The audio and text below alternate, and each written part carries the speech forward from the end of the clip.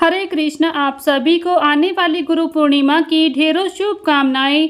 आषाढ़ मास की पूर्णिमा, जिसे गुरु पूर्णिमा या फिर आषाढ़ी पूर्णिमा के नाम से जाना जाता है, इस दिन भगवान विष्णु के साथ ही अपने गुरुओं के भी पूजन का दिन होता है, क्योंकि गुरु के सानिध्य में ही व्यक्ति सही और गलत में अंतर करना सीखता है, सही मार्ग पर चलता है। जीवन में भगवान के बाद गुरु का स्थान सबसे महत्वपूर्ण माना गया है, क्योंकि गुरु ही मनुष्य को जीवन का सही मार्ग दिखाते हैं। इसलिए गुरु पूर्णिमा का यह विशेष दिन अपने गुरुओं को समर्पित माना जाता है, उनके प्रति कृतज्ञ व्यक्त करने का दिन होता है। गुरु पूर्णिमा का यह दिन व्यास पूर्णिमा के नाम से भी जाना जाता है, क्योंकि इस दिन वेदव्यास जी का जन्म हुआ था।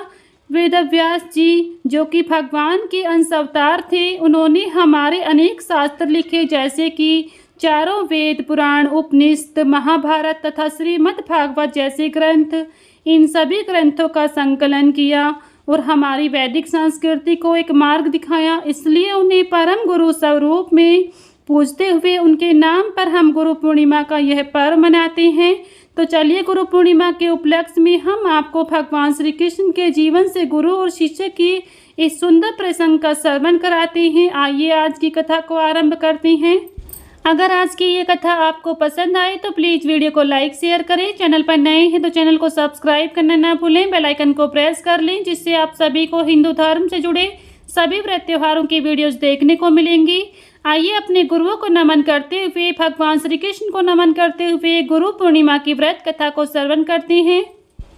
गुरु को भगवान कृष्ण ने भगवान राम तक ने सबसे ऊंचा दर्जा दिया है। गुरु को गुरु दक्षिणा देने की परंपरा सदियों से चली आ रही है, जिसे भगवान कृष्ण से लेकर एकलव्य तक ने निभाया है। भगवान कृष्ण ने अपने गुरु को गुरु दक्षिणा में कुछ ऐसा दिया जिसके बारे में आप जानकर हैरान रह जाएंगे। चलिए शुरू करते हैं आज की इस कथा को।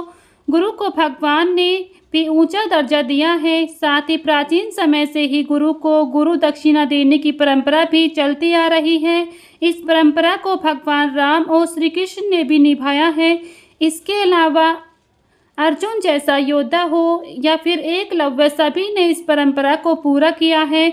भगवान कृष्ण ने भी जब अपनी शिक्षा पूर्ण होने के बाद गुरु संदीपनी से पूछा कि गुरु दक्षिणा में आपको क्या दूं, तो गुरु संदीपनी ने कहा ऐसा करने से उन्हें मना कर दिया। लेकिन भगवान कृष्ण ने उनसे आग्रह किया कि वह गुरु दक्षिणा की परंपरा को पूरा करने दें।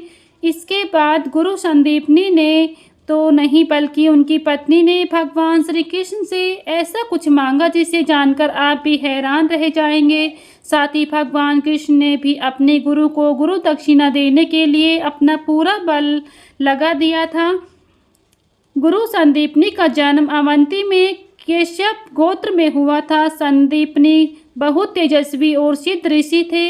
संदीपनी का अर्थ होता है देवताओं के ऋषि। संदीपनी ऋषि ने उज्जैन में घोर तपस्या की थी। साथ ही यहाँ उन्होंने वेद, पुराण, न्याय शास्त्र, राजनीति शास्त्र, धर्म ग्रंथ आदि की शिक्षा के लिए आश्रम का निर्माण किया था।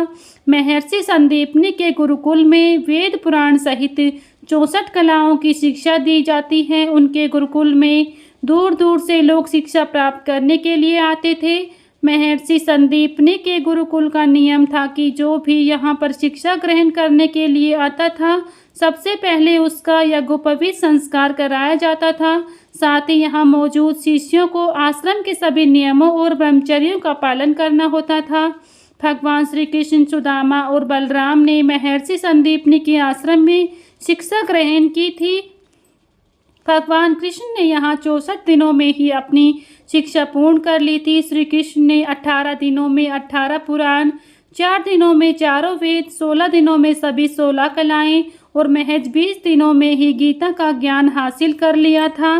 भगवान कृष्ण ने जब अपनी शिक्षा पूरी कर ली तो महर्षि संदीपनी ने कहा कि मेरे पास जितना भी ज्ञान था वो सभी मैं आपको दे चुका हूँ, आपकी शिक्षा पूर्ण होती है। इस पर भगवान कृष्ण कहते हैं कि गुरुदेव, मैं आपको गुरु दक्षिणा में क्या दूँ। महर्षि संदीपनी बोले, आप तो खुद प्रभु हैं, मैंने आपको क्या दिया है। इस पर श्री कृष्ण ने गुरु शिष्य की परंपरा का निर्वाह करने के लिए कहते हुए कहा कि गुरुदेव, आपको गुरु दक्षिणा के लिए कोई न कोई आदेश तो करना ही होगा। महर्षि संदीपनी ने अपनी पत्नी को सारी बात बताई और उनसे कहा कि आप ही कुछ मांग लीजिए। इस पर गुरु संदीपनी की पत्नी ने कहा कि उनके पुत्र की अकाल मृत्यु हो गई थी और उन्होंने अपने पुत्र का जीवन दान गुरु दक्षिणा में मांगा था। इसके बाद भगवान कृष्ण सीधे उस समुद्र के किनारे पहुँचे जहाँ महर्षि संदीपनी का पुत्र खोया था। भगवान ने समुद्र से आह्वान किया कि गुरु संदीपनी का पुत्र लौटे दे।